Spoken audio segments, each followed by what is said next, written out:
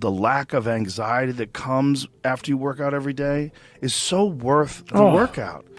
You're so calm. So calm. The only thing that changes your fucking DNA is discipline. Yes. Discipline is the only thing that changes your DNA, man. This is the only thing. Only thing, man. You could be fucking so fucked up. And I realized that, man. I was like, man, the only thing that changed my DNA is discipline.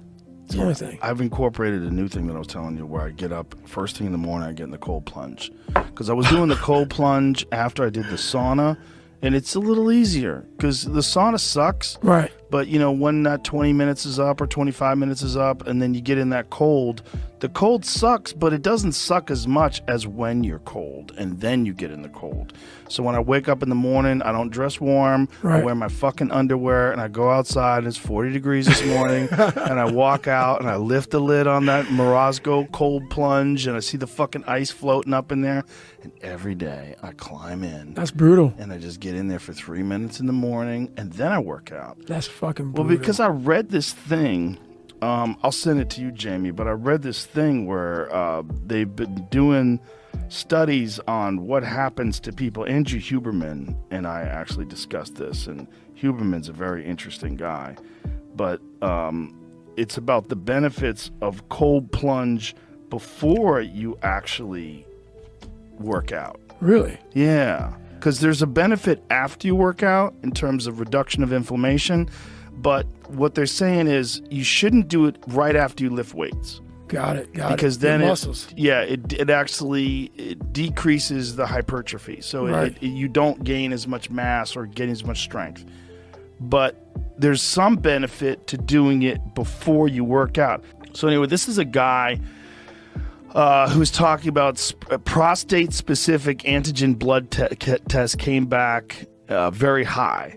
And everyone said that he had to get a biopsy. And he said, the story I've heard about older men getting biopsies and prostatectomies sounded like nightmares to him. So he decided to try to manage his PSA with ketosis and ice baths. So it worked. His PSA dropped from over 7 to less than 1. And along the way, a funny thing happened to his testosterone. It went through the roof to 1140, which is crazy high. He said, my urologist didn't believe me. He thought I must be juicing. So he had my luteinizing hormones tested too. Sure enough, 8.9 is off the charts for a fat guy in his 50s.